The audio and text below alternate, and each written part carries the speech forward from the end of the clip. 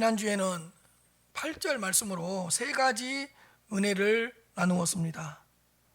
시몬 베드로는 첫 번째로 주님의 능력을 고백하고 예수님의 무릎 앞에 무릎을 꿇었습니다. 두 번째로 예수님을 주로 고백했습니다. 세 번째로 자신에게서 떠나달라고 고백할 정도로 자신의 죄인됨을 철저하게 시인하고 고백하고 인정했습니다. 오늘은 9절 말씀부터 우리에게 주시는 하나님의 은혜를 나누어 보도록 하겠습니다. 9절 말씀입니다. 이는 자기 및 자기와 함께 있는 모든 사람이 고기 잡힌 것으로 말미암아 놀라고. 누가 놀랬냐? 베드로 및 자기와 함께 있는 모든 사람, 베드로와 함께 한 모든 사람들이 놀랐습니다. 뭐 때문에 놀랐냐? 고기가 잡힌 기적으로 말미암아. 베드로도 놀랬고 베드로와 함께 있는 모든 사람들도 주님께서 일으키신 그 기적으로 말미암아 고기가 잡힌 것으로 말미암아 놀랬다. 10절입니다. 세베대 아들로서 시몬의 동업자인 야고보와 요한도 놀랐습니다. 예수께서 시몬에게 이르시되 무서워하지 말라. 이제후로는 네가 사람을 취하리라 하시니, 세베대의 아들들로서 시몬의 동업자였던 야고보와 요한도 놀랐습니다. 야고보와 요한도 놀랬다고 이렇게 기록하고 있습니다. 그래서 9절하고 10절에서 반복되는 단어, 동사가 하나 있는데 놀랬다는 단어입니다. 놀랬다. 그들이 놀랬다는 것은 그들에게 어떤 영적인 울림, 어떤 영적인 진동, 어떤 영적인 떨림이 있었다는 것을 알 수가 있습니다. 예수님께서 물고기를 많이 잡게 하셨다는 그 사실을 깨닫게 되자 그들은 놀랄 수밖에 없었습니다.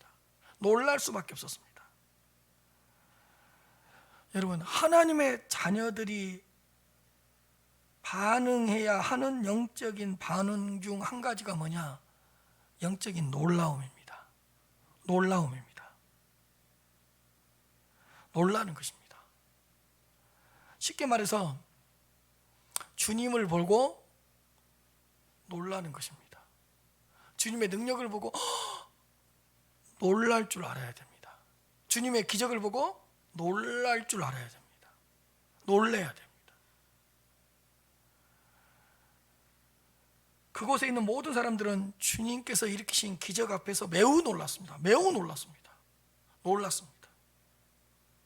그렇다면 우리가 회복해야 할 영적인 반응들 중 한 가지는 뭐냐? 놀라움입니다. 이 영적인 놀라움이 회복되어져야 됩니다. 언제부터인가 우리들에게서 영적인 놀라움이 상실된 것 같습니다. 영적인 것에 대해서 너무 놀라지 않고 살아가는 것 같습니다. 아예 놀라움을 잊어버리고 살아가고 있는 것 같고, 놀라움을 잊어버리고 신앙생활을 하고 있는 것 같습니다. 그러나 이 놀라움, 영적으로 놀라는 것, 영적인 놀라움은 매우 중요한 영적인 반응 중에 하나입니다. 내가 영적으로 살아있을 때만 영적인 놀라움에 사로잡힐 수 있습니다. 내가 죽어있을 때는 아무리 큰 기적이 일어나고 큰 역사가 일어나도 놀라지 않습니다.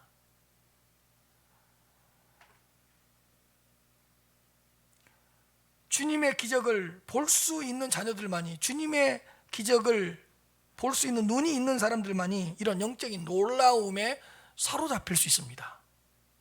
놀라움.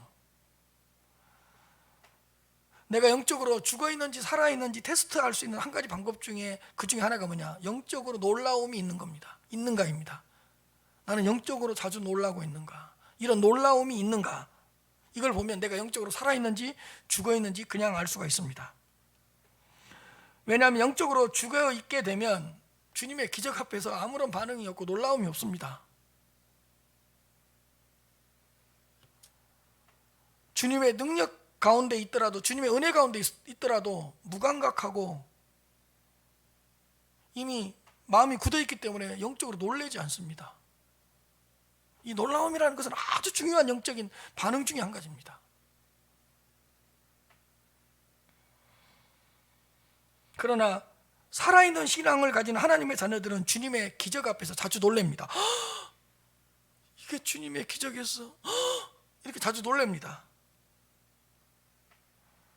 영적으로 깨어있는 하나님의 자녀들은 주님을 생각하면서 종종 놀라움에 사로잡힙니다.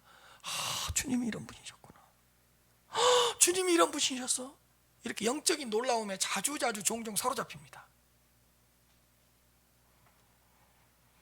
주님의 능력을 묵상하면서 자주 놀랍니다. 이게 주님의 능력이었구나, 이게 주님께서 행하신 능력이었구나, 막 자주 놀랍니다. 주님께서 베풀어 주신 기적 앞에서 놀라고 또 놀랍니다.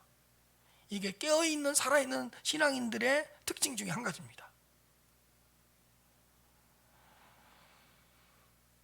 하나님께서 나를 사랑하신다는 사실에 대해서 놀라본 적 있습니까? 하나님이 나를 사랑하신대, 어떻게 나를 이렇게 사랑할 수 있지? 놀라본 적 있습니까? 예수 그리스도께서 난리에 이 땅에 오셨다는 소식을 들었을 때 얼마나 놀랐습니까? 그분이 난리에 이 땅에 오셨다는 말이야. 아무 쓸모없고 벌레만 또 못한 나를 위해 그분이 모든 영광을 버리시고 이 땅에 오셨다는 말이야. 놀랄 수 있어야 돼. 여러분, 나를 위해 십자가에서 달려 돌아가신 그 예수님, 주님께서 달려 돌아가신 그 십자가 앞에서 기절할 정도로 놀라본 적 있습니까?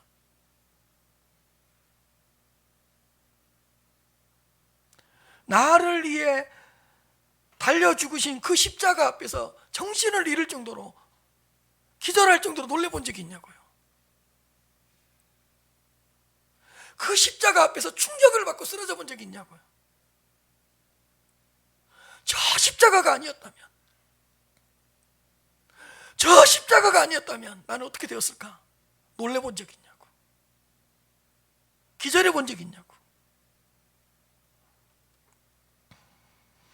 주님께서 나를 위하여 물과 피를 다 흘리셨다는 그 사실을 듣고 진정 놀래본 적이 있습니까? 저 위에서 그분이 나를 위해 모든 물과 모든 피를 흘리셨다는 것이야. 저 십자가 위에서 기절해 본 적이 있냐고요.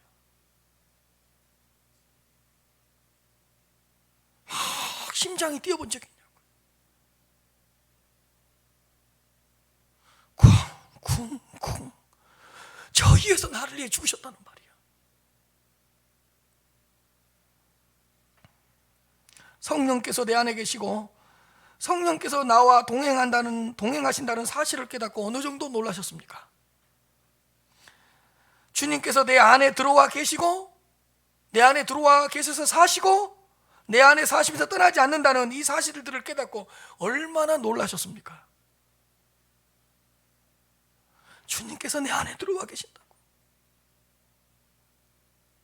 주님께서 내 안에 자정하고 계신다고 놀래야 돼요.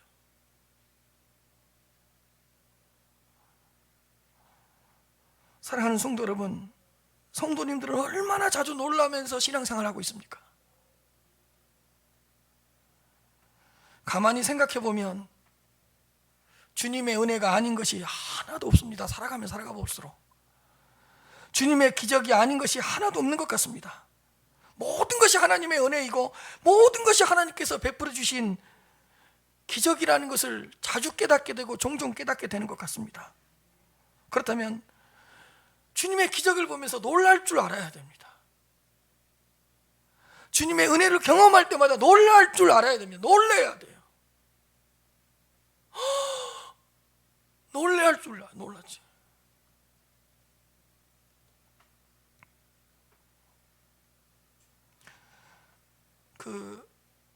우리가 받은 은혜는 일반적인 것이 있고 영적인 은혜가 있죠. 영적인 것이 있죠.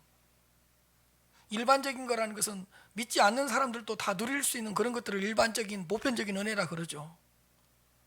여러분, 그런 것들 중 하나가 가장 놀라야 될 게 뭔지 아세요? 내가 살아있다는 사실에 대해서 놀라본 적 있습니까? 내가 가난하다 그러지 말고 살아있으니까 그래도 가난한 거예요. 내가 병들었네 그래도 내가 살아있으니까 병이 든 거예요. 이 사실에 놀라본 적 있냐고요. 내가 살아있다니, 내가 오늘 또 살아있구나, 놀라본 적이 있냐고. 이것도 주님의 은혜고 주님의 기적이잖아요. 내가 아침에 일어났는데 눈이 떠지고 사지가 멀쩡해요. 놀라본 적 있냐고요. 내가 눈을 떴는데 오늘 또 숨을 쉬고 있어요. 놀라본 적 있냐고요. 이것보다 더 큰 은혜와 이것보다 더 큰 기적이 있어요? 여러분, 내가 왜 불평하죠? 살아있으니까 그래도 불평하는 거예요. 내가 왜 원망하죠? 살아있으니까 그래도 원망하는 거예요. 그렇다면 내가 살아있다는 것보다 더 큰 기적과 더 큰 은혜가 어디 있어요? 여러분, 조용하고 아무런 반응도 없는 곳이 딱 한 군데 있죠. 어디죠? 공동묘지죠. 거기는 무슨 일이 일어나도 놀라지 않아요. 공동묘지이기 때문에. 힘들다고요? 살아있으니까 힘든 거예요. 오늘 굶었다고요? 살아있으니까 그래도 굶었다는 말이 나오는 거예요. 정말로 내가 살아있다는 사실보다 큰 기적이 있냐고. 내가 살아있다는 사실에 대해서 놀래본 적이 있냐고요. 아침에 일어나서 내 눈이 보이네, 내 귀에 뭔가가 들리네, 내가 뭔가 느끼네, 내 손이 움직이네, 놀래본 적이 있냐고요. 이것보다 더 큰 기적은 없거든요.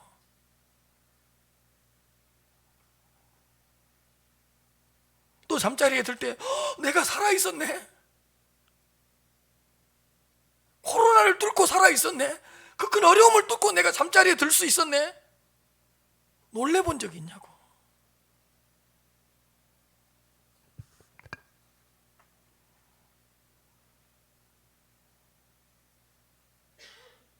내 귀에 뭔가가 들리네, 이거 놀라운 거거든요.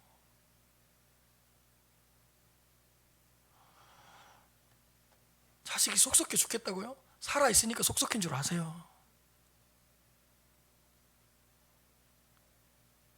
살아있으니까 속썩이는 거예요.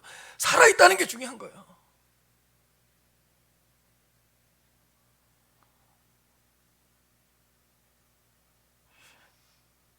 걸어 들어오는 아내를 보고 놀래본 적 있어요.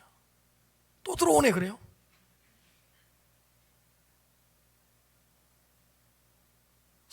아내가 살아있다. 살아있으니까 밥도 해주고, 살아있으니까 애들도 키워주고, 살아있으니까 집안 청소. 놀라운 거예요, 그거요. 놀라운 거예요.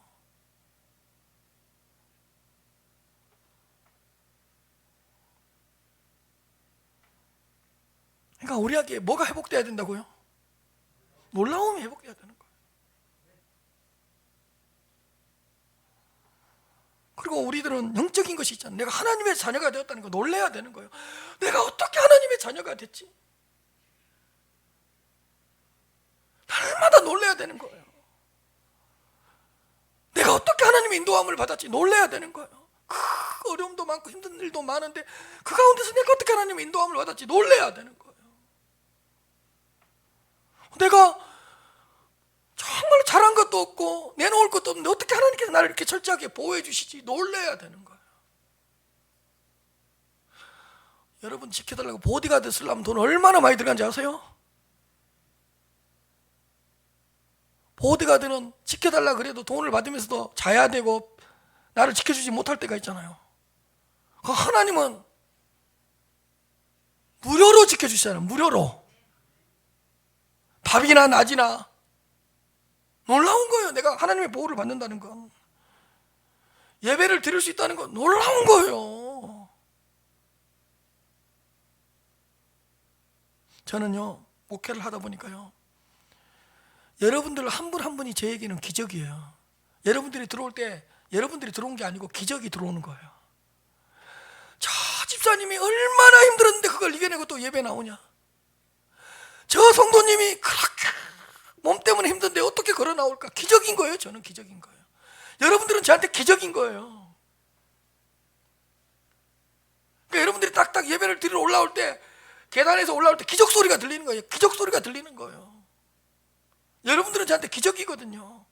힘든 일도 많고 괴로운 일도 많고 포기할 일도 많았을 건데 어떻게 그런 걸 다 이기고 이렇게 또 하나님을 찾고 나오지. 기적이에요. 저한테. 저는 여러분들만 봐도 놀라는 거예요.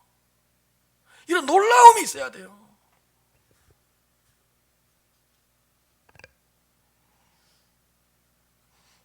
일어났는데 손이 움직이네? 이 놀라운 거예요. 아무리 로봇을 만들어도 이렇게 움직일 수 있어요? 없어요.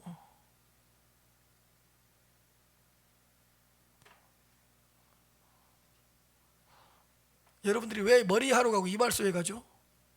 살아있으니까.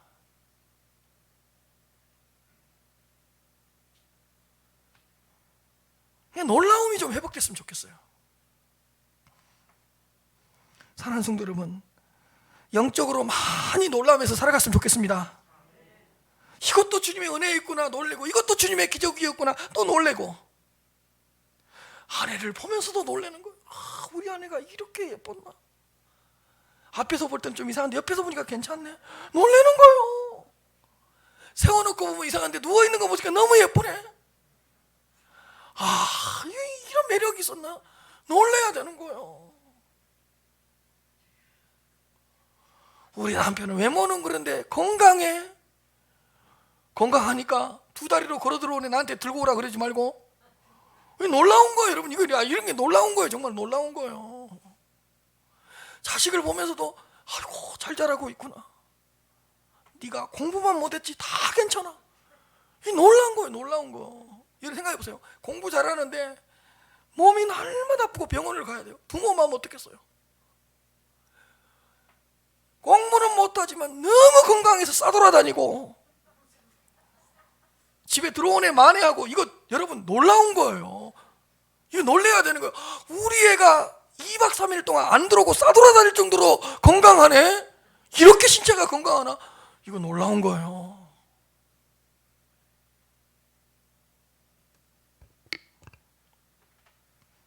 태양을 보면서도 이렇게 무료로 이렇게 태양빛을 주시다니, 공급해 주시다니, 이런 태양광이 어딨냐? 놀래야 되는 거예요. 바람이 불어오는데 이 바람을 무료로 주시다니 놀라운 거예요. 여러분, 에어컨 바람 2시간 3시간 이렇게 틀어놓고 있으면 어떻게 돼요? 막 숨 막히고 힘들죠. 그럼 하나님께서 무료로 주는 바람 4시간 5시간 쐬도 어때요? 신기합니다. 하나님이 무료로 주는 바람은 왜 그렇게 좋은지. 그러니까 바람을 맞으면서도 이게 주님의 은혜구나. 태양을 맞으면서도 뜨거워 죽겠네 그러지 말고, 머리 없는 저보다 뜨거워요?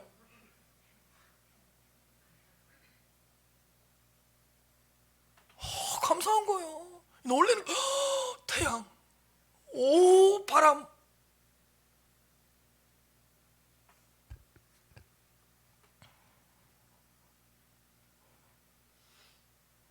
걸어다니면서도 두 다리를 보고 놀래고, 예배를 드리면서도 이 예배 하나님의 임재가 있는 예배 놀라고, 내가 기도를 할 수 있다는 사실에 대해서 놀래고. 여러분요, 내가요 다닐 교회가 있다는 게 얼마나 행복하고 놀라운 일인지 아세요? 자, 예를 하나 드려줄게요. 내가 이야기하다가 일부 때 설교가 길어져서 그랬거든요. 할 수 없이 해야 되겠어요. 여러분, 힘들고 어려울 때 기도하고 싶죠? 다른 교회 가서 기도해 보세요. 되나? 됩니까? 기도가 나옵니까? 나올 수도 있죠. 편안합니까? 아니죠. 어디에서 기도할 때가 가장 기도가 잘 되고 편안하죠? 내 교회예요.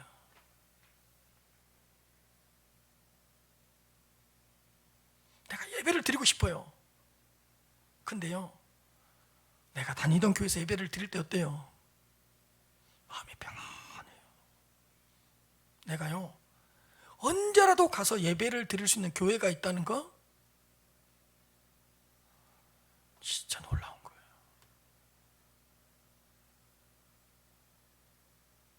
진짜 놀라운 거예요.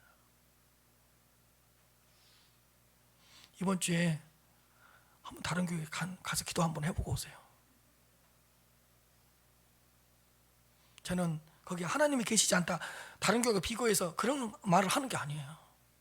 내가요, 언제라도 갈 수 있는 교회, 언제라도 다닐 수 있는 교회, 내가 힘들면 찾아가서 울 수 있는, 기도할 수 있는 교회가 있다는 게 놀라운 거예요.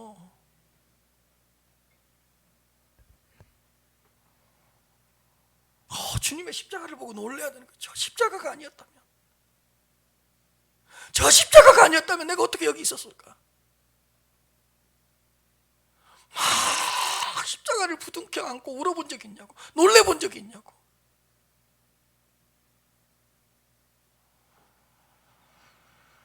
모든 것들 가운데서 주님의 은혜를 볼 수 있다면 얼마나 좋겠습니까?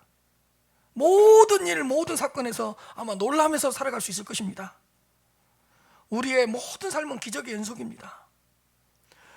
여러분, 기적 아닌 것, 은혜 아닌 것이 하나도 없습니다. 여러분, 이거죠. 우리는 모든 사람이 보편적으로 누리고 있다면 그것을 기적이라고 생각하지 않아요. 근데 기적이 왜 기적이냐? 모든 사람에게 기적을 주었기 때문에 기적인 거예요. 그래서 보편적으로 된 거예요. 그러니까 우리는 다른 사람은 누리지 않고 나한테만 오는 걸 뭐라 그러죠? 기적이라 그래요. 근데 그러지 않아요. 모든 사람에게 기적을 줬기 때문에 그게 보편적이 된 거고 평범한 것이 된 것이지, 따져보면 한 사람 한 사람에게 가진 것을 따져보면 모든 것은 뭐예요? 기적이고 은혜예요. 그러고 보면 은혜 아닌 것이 없고 기적 아닌 것이 없어요. 그렇다면 우리의 삶의 모든 과정 속에서 일어나는 일, 삶의 과정 속에서 날마다 놀라면서 살아야 돼요. 놀라야 돼요.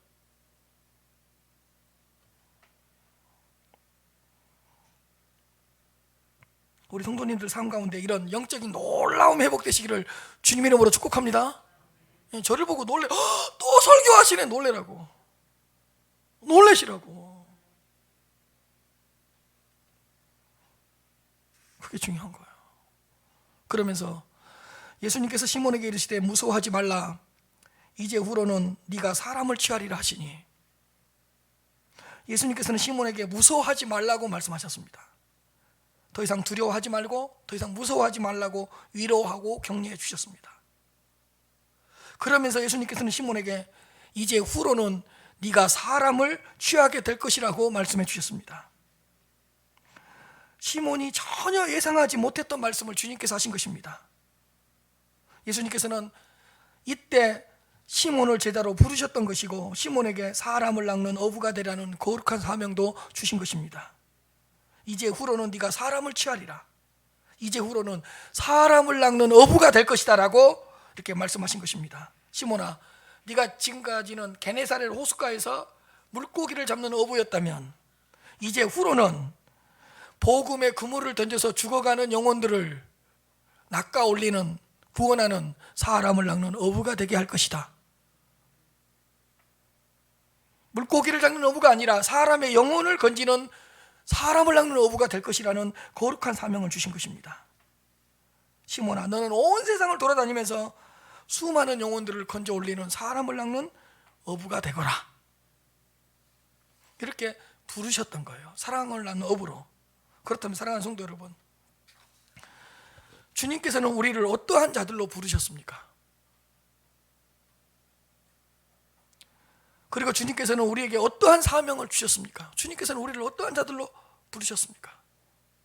첫째로, 세상의 빛으로 부르셨습니다. 너희는 세상의 빛이다.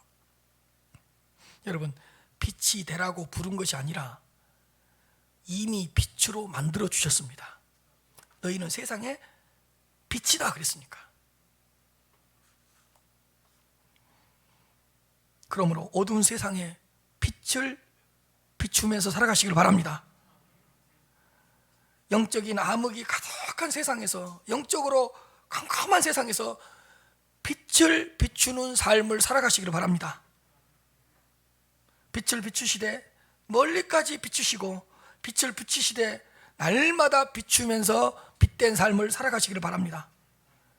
예루살렘에서 땅끝까지 복음의 빛을 비추면서 살아가시기를 바랍니다. 여러분, 가정에서도 빛을 비추시고, 직장에서도 빛을 비추시고, 사업장에서도 빛을 비추시고, 학업의 장에서도 빛을 비추는 그러한 사람으로서 살아가시기를 바랍니다. 빛을 비추셔서, 여러분들이 빛을 비추어서 어두운 세상에서 방황하고 있는 영혼들을 구원하는 사람을 낚는 어부가 되시길 바랍니다. 우리는 세상의 빛이다. 두 번째로, 우리를 세상의 소금으로 부르셨습니다. 너희는 세상의 소금이다. 소금이 되라고 부른 것이 아니라 이미 소금이 되게 하셨다는 것입니다. 너희는 세상의 빛이요 세상의 소금이다라고 주님께서 말씀해 주셨습니다. 부패하고 썩어져가는 세상 속에서 소금의 맛을 내는 소금으로서 살아가시기를 바랍니다. 세상은 여러분 점점 화려해지고 세련되어지는 것 같지만 점점 악해져 가고 점점 무서워져 가고 있습니다. 세상은 점점 발전하는 것 같고요, 뭔가 화려해지고 세련되어지고 뭔가 괜찮은 세상이 되어가고 있는 것 같은데, 영적으로 보면 훨씬 악해지고 있고 훨씬 범죄가 많아지는 그런 시대입니다. 말로 표현할 수 없을 정도의 끔찍한 범죄들이 우리 주위에서 날마다 일어납니다. 사람이 아니라 점점 괴물이 되어가고 있습니다. 이건 사람이 아니라 동물이 되어가고 있습니다. 부모가 자식을 죽이는 사건이 왜 이렇게 많이 일어납니까? 자녀가 부모를 죽인 사건이 왜 이렇게 많이 일어납니까? 어떻게 몇 사람을 죽이면서도 아무런 감정이 없습니까? 짐승들도 이러지 않아요. 여러분, 한 가지 묻겠습니다. 짐승들이 계획을 세워서 전쟁 일으키는 거 봤습니까? 짐승들이 핵을 개발해서 다른 짐승한테 터뜨리는 거 봤습니까? 짐승도 그러지 않아요. 여러분, 짐승은요 자신의 배가 부르면 딱 멈춰요. 사람은 어떠죠? 아무리 채워줘도 만족을 몰라요. 아무리 채워줘도 사람의 욕심은 끝이 없어요. 짐승은 딱 자기 배가 부르잖아요. 그러면 딱 손 놔버려요. 근데 우리 인간은요 90년, 100년밖에 살 줄 못할 줄을 알면서도 1000년 살 것까지 먹을 걸 준비해놔요. 아무리 줘도 만족이 없어요. 아무리 채워줘도 욕심의 끝이 없어요. 어딘가 모르게 사람이 괴물이 되어가고 있어요. 괴물이 막 동물이 되어가고 있어요. 짐승들보다 더 무서워지고 있어요. 짐승이 독약을 타서 옆에 있는 짐승이 많이 먹는다고 죽이는 거 봤어요? 그런 건 없어요. 누구만 그러죠? 사람이 그래요. 겉으로는 뭔가 세상이 사람들이 화려해지고 있고 세련되고 있고 발전되는 것 같지만 영적으로 보면 얼마나 무서운 세상인지 몰라요.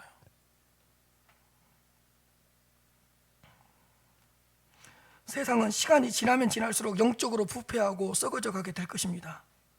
영적으로 부패하지 않고 썩지 않는 곳이 없습니다. 성한 곳이 없습니다. 영적으로 썩을 대로 썩어서 골마 터지지 않는 곳이 한두 군데가 아닙니다. 이러한 시대에 하나님은 우리를 소금으로 부르셨습니다. 여러분들의 삶의 자리에서 맛을 내는 소금의 역할을 감당하시기를 바랍니다. 일터에서 맛을 내는 소금으로서의 역할을 감당하시기를 바랍니다. 소금이 그 맛을 잃어버리면 어떻게 되겠습니까? 버리움을 받아서 사람들의 발에 밝힐 뿐이라고 예수님께서 말씀해 주셨습니다. 사랑하는 성도 여러분, 맛을 내는 소금으로 살아가시기를 바랍니다. 부패하고 썩어진 그곳에서 맛을 내는 소금이 되셔서 부패를 방지하고 또 썩는 것을 방지하고, 또 소금이 들어가면 맛을 내잖아요. 여러분들이 정말로 소금 역할을 잘 감당하셔서 맛을 낼 수 있는 여러분들이 되시기를 바랍니다. 세 번째로, 우리를 그리스도의 향기로 부르셨습니다. 우리 안에는 참 향기가 되시는 그리스도께서 내주하고 계십니다. 우리 안에는 향기가 되시는 예수님께서 계시기 때문에 그 향기를 드러내는 그리스도의 향기로 우리를 부르셨다는 것입니다. 그러므로 우리를 통해서 그리스도의 향기가 온 세상에 퍼져야 할 것입니다. 우리가 앉고 일어서는 곳에서 그리스도의 향기가 풍성하게 드러났으면 좋겠습니다. 더러운 악취가 나는 곳에서 우리를 통하여 그리스도의 향기가 진동했으면 좋겠습니다. 막 썩은 냄새가 나요. 더러운 냄새가 나요. 근데 그곳에 우리를 통해서 그리스도의 향기가 다 진동하고 퍼졌으면 참 좋겠습니다. 너희는 그리스도의 향기다.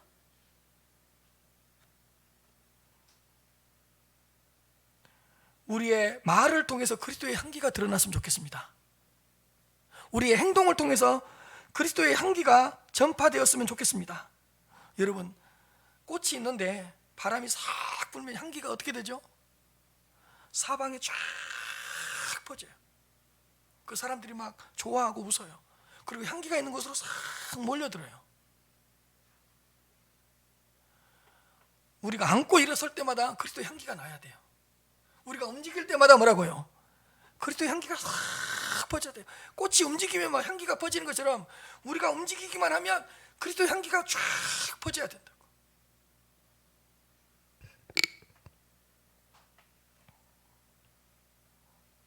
우리가 움직이는 곳곳에서 그리스도의 향기가 충만하게 퍼졌으면 좋겠습니다. 그러니까 이거죠. 너는 뭔가 달라. 너에게서는 뭔가 다른 게 느껴져. 이게 그리스도의 향기죠. 그리스도의 향기를 통해서 누군가는 참 향기가 되시는 그리스도를 만났으면 좋겠습니다. 우리의 표정 속에서 그리스도의 향기가 나야 돼. 우리 얼굴에서 어떤 그리스도의 향기가 나야 돼. 우리의 행동과 우리의 말을 통해서 그리스도의 향기가 막 드러나야 돼요. 그래서 막 우리를 통해 그리스도의 향기가 퍼지면 우리 안에서 참 향기로 역사하시는 그 주님을 그들이 만날 수 있는 거예요. 우리를 통해서 그들이 구원을 받을 수 있는 거예요. 네 번째로 우리를 그리스도의 편지로 불렀습니다. 저는 여기에 참 감동을 받았어요. 우리는 그리스도의 편지랍니다. 하나님께서 우리 안에 그리스도가 어떤 분이신가를 다 기록해 놓은 거예요. 그리스도의 편지니까. 하나님께서는 우리 안에 그리스도께서 어떤 일을 하셨는가를 우리 안에 다 기록해 놓은 거예요.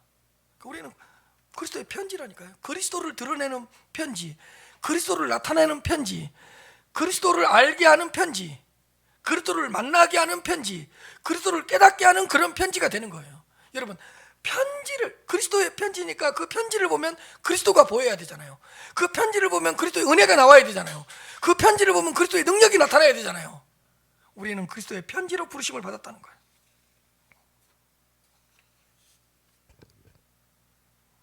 그러니까 우리를 통해서 막 그리스도의 사랑이 드러나고, 그리스도의 은혜가 드러나고, 그리스도의 구원의 역사가 드러나고, 그리스도의 십자가가 드러나고, 그리스도의 부활이 드러나야 되는 거예요. 우리는 편지니까 편지를 보고 알 수 있는 거잖아요. 하나님이 우리를 이 땅에 그리스도의 편지로 보냈어요. 십자가라는 딱 우표를 붙여서. 그 사람들은 우리를 보고 알게 되는 거, 그리스도를 알게 되는 거죠. 여러분, 세상 사람들이 그리스도를 어떻게 만날 수 있습니까?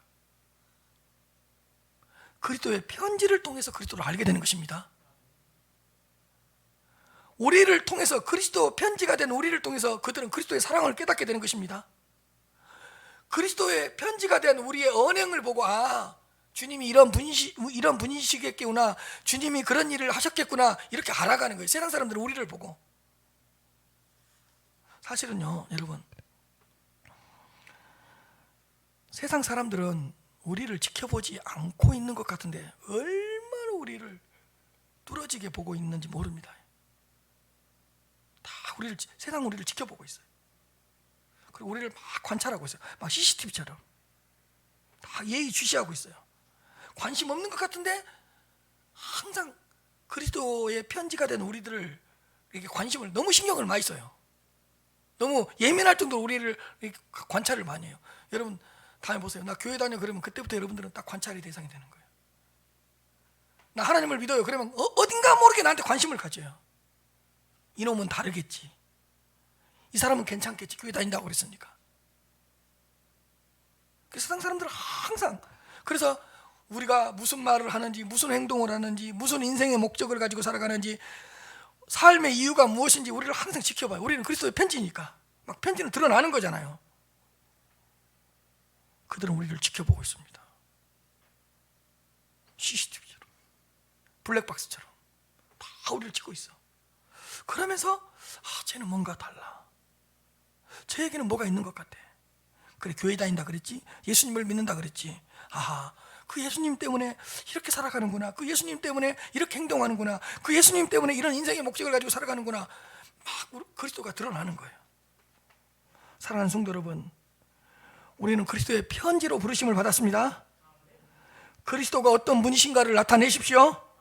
그리스도의 사랑을 나타내십시오. 그리스도의 십자가의 은혜를 풍성하게 드러내십시오.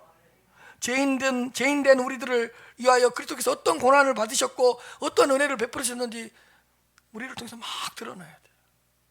우리는 그리스도의 편지야. 참 아름다운 표현 아닙니까? 세상 사람들은 우리를 보고 주님을 아는 거라니까. 편지를 보고 주님을 깨닫는 거예요. 편지 때문에 주님을 만나는 거예요. 그리스도의 편지를 통해서 누군가는 그리스도를 믿는 역사가 나타났으면 좋겠습니다. 누군가는 그리스도의 구원을 맛보는 역사가 일어났으면 좋겠습니다. 우리만이 그리스도를 드러내는 그리스도의 편지라는 사실을 기억하시기를 바랍니다. 시몬은 사람을 낚는 어부로 부르심을 받았습니다. 그리고 후에 3,000명, 5,000명 수많은 사람들을 건져 올리는 사람을 낚는 어부가 되었습니다. 우리는 세상의 빛으로, 세상의 소금으로, 그리스도의 향기로, 그리스도의 편지로 부르심을 받았다는 사실을 꼭 기억하시면서 살아가시기를 바랍니다. 11절 말씀입니다. 그들이 배들을 육지에 대고 모든 것을 버려두고 예수를 따르니라. 그들은 배들을 육지에 댄 후에 모든 것을 버려두고 예수님을 따라갔습니다. 모든 것을 버려두고, 모든 것을 내려놓고 예수님을 따라갔던 것입니다. 예수 그리스도의 부르심에 곧바로 반응했고, 지체하지 않고 반응했고, 즉시 반응하고 순종을 했던 것입니다. 그들이 모든 것을 내려놓고 모든 것을 버려두고 예수님을 따라갔다는 것은 그들의 생각과 그들의 마음과 그들의 삶에 어떤 대격변이 일어났다는 것을 알 수가 있습니다. 살아가는 이유, 살아가는 목적이 바뀌어버린 겁니다. 우리가 이 구절에서 얻을 수 있는 교훈은 이것입니다. 삶의 우선순위가 바뀌었다는 것입니다. 삶의 우선순위가 바뀌었다. 뭘 보면 알 수 있냐? 그들은 먼저 모든 것을 버리고 내려놓았습니다.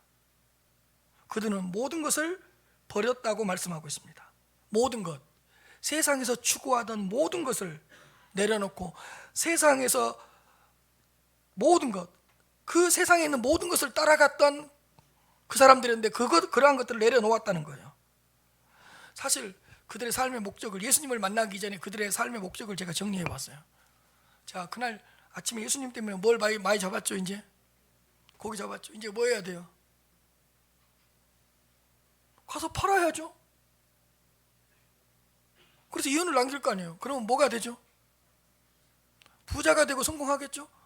그다음부터 뭐 해야 되죠? 더 좋은 그물, 더 큰 그물 사야 될 거 아니에요. 더 잡아야 되니까. 그다음 고기를 많이 잡으려면 뭘 바꿔야 돼요?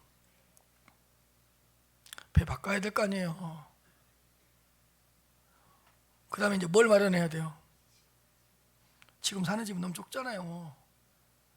큰 100평 또 80평 마련해야 될 거 아니에요. 그래도 남으면 어떻게 해야 되죠? 후손에게 물려줘야 돼. 그 다음에 뭐 하죠? 그치? 이게 세상 사람들의 예수님을 만나기 전에 그들의 삶에서 뭐예요?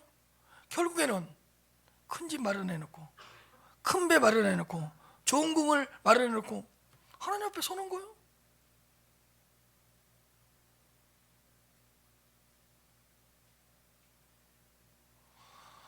어떤 목사님 이야기를 들었죠. 어떤 분이 정말로 가족은 많은데 화장실이 하나밖에 없으니까 화장실 2개 달라고 기도했어요. 그래서 화장실 2개 있는 집으로 이사를 갔어요. 화장실 2개면 만족할 줄 알았는데 또 기다린다고 싸우네 2개를. 그래서 3개 있는 집으로 이사 갔어요. 안 되겠다. 사람 숫자 많고 화장실이 있어야 되겠다. 그래서 화장실을 4개 있는 집으로 이사를 갔어요. 넓혀서. 그리고 죽었어요. 너 세상에서 뭐 하다 왔냐? 화장실 4개짜리 집 4개 만들고 왔습니다. 화장실 숫자 늘리다가 온 거예요. 주님 앞에. 이거요. 주님을 만나지 않으면 이렇게 살 수밖에 없는 거예요. 그들은 결국 돈과 소유를 따라가던 어부들이었습니다. 그들이 살아가는 목적은 오직 돈과 소유였습니다. 쉽게 말해서 이 땅에서 잘 먹고 잘 사는 것이었습니다. 주님을 만나지 않았더라면 이 사람들의 목적은 잘 먹고 잘 사는 거였습니다. 그들이 열심히 살아갔던 이유는 다른 사람들보다 더 빨리 모으고 더 많이 모아서 다른 사람들보다 더 빨리 성공하는 것이었습니다. 그런데 그들의 삶에 놀라운 역사가 일어난 겁니다. 예수 그리스도의 부르심을 받고 모든 것을 내려놓고 버렸습니다. 몇 가지가 아니라 그들이 가지고 있었던 모든 것을 내려놓고 따라갈 정도로 인생의 삶의 우선순위에 큰 변화가 일어난 겁니다. 한번 생각해 보시기 바랍니다. 그날 저녁에 말씀에 순종하여 고기 많이 잡았습니다. 이제 집에 가서 자랑하면 됩니다. 그 고기 팔아서 많은 이윤을 남기면 됩니다. 근데 이들은 그렇게 하지 않았어요. 잡은 고기를 다 어떻게 해놓고요? 내려놓고, 그물도 내려놓고 배도 내려놓고 모든 걸 내려놨습니다. 그리고 예수님을 따라갔습니다. 삶의 우선순위가 바뀐 거예요. 큰 배를 따라가던 인생이, 그 좋은 그물을 따라가던 인생이, 그 배를 통해서 남긴 이유를 따라가던 인생이 바뀐 거예요. 어떻게 바뀌었냐? 2번째로 예수님을 따라갔습니다. 그들은 예수님을 따라갔습니다. 그들의 삶의 우선순위가 바뀐 겁니다. 예수님을 따라가는 삶으로 바뀐 겁니다. 세상에 그 모든 것을 따라갔던 삶이 예수 그리스도를 따라가는 삶으로 변화가 된 것입니다. 그들의 삶 가운데 놀라운 역사가 일어났던 것입니다.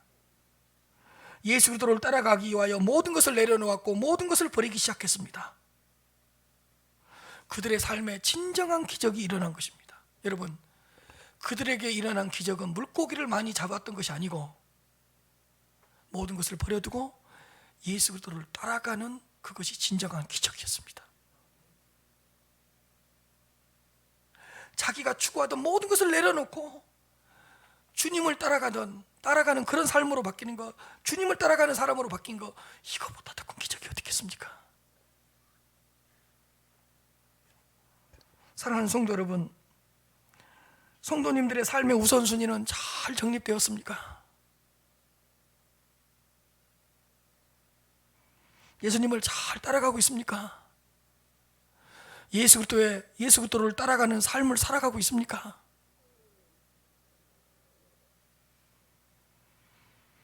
예수 그리스도를 충만하게 드러내는 삶을 살아가고 있습니까?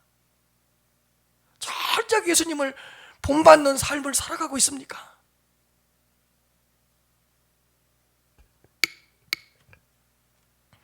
적당히 신앙생활한 거 아니에요?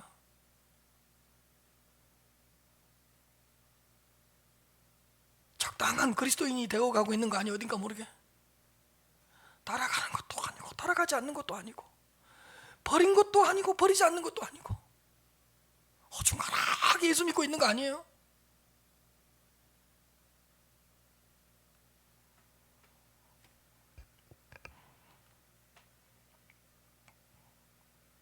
제자들처럼 모든 것을 버리라는 뜻이 아닙니다. 모든 것을 내려놓고 전적으로 주님만을 위하여 헌신하고 살아가라는 그러한 뜻이 아닙니다. 삶의 우선순위를 바로 정립하라는 것입니다. 예수 그리스도를 믿는 목적이 무엇입니까? 예수님을 따라가기 위해서 예수님을 믿는 것이요, 예수 그리스도께서 걸어가신 발자취를 걸어가기 위해서 예수님을 믿는 것이요, 예수 그리스도께서 추구하셨던 그 표대를 향하여 따라가기 위해서 우리가 예수를 믿는 목적입니다. 그들이 배들을 육지에 대고 모든 것을 버려두고 예수를 따르니라. 얼마나 아름다운 말인지. 예수를 따르니라, 예수를 따라가니라. 예수님을 따라갔다는 것은 그들의 삶의 모든 기준이 예수님이 되었다는 뜻입니다. 그들의 삶의 기준은 지금부터 예수님이 된 것입니다. 이제 예수님처럼 생각하고, 예수님처럼 순종하고, 예수님처럼 희생하고, 예수님처럼 사랑하고, 예수님처럼 용서하고, 예수님처럼 기도하기 위해서 살아갔다는 것입니다. 이런 책 제목이 있습니다. 예수님이라면 어떻게 하실까? What would Jesus do? 아주 좋은 책입니다. 12,000원을 쓸 정도로 형편이 괜찮으시다면 이 책을 사서 한번 읽어보시지 않겠습니까?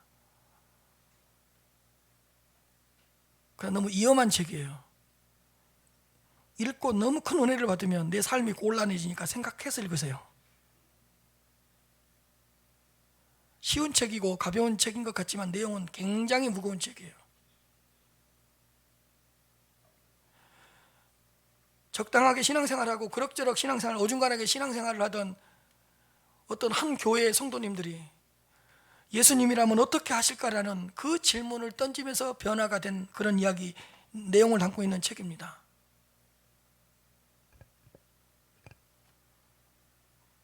저도 목회가 안일해지고 어떤 안주에 휩싸이고 싶을 때 이 책을 지금도 또 읽고 있습니다. 읽었던 책인데 또 읽고 있습니다.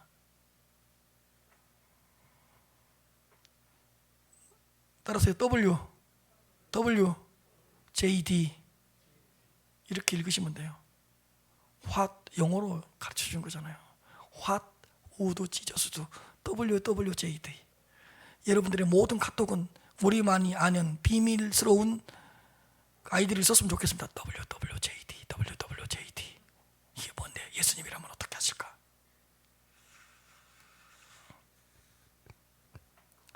그 어중간하게 적당하게 신앙생활을 하는 그 제일교회 성도들이 예수님을 기준으로 삼고 항상 이 질문을 던지면서 살아갔습니다.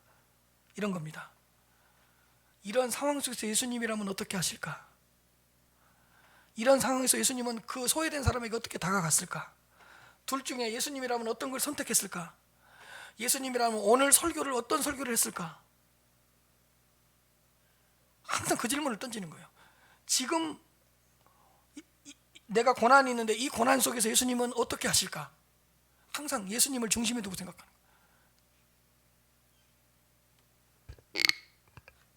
예수님이라면 어떻게 순종했을까? 예수님이라면 내 물질을 어디에 사용했을까? 예수님이라면 내 은사를 어디에 사용했을까? 아주 좋은 책입니다.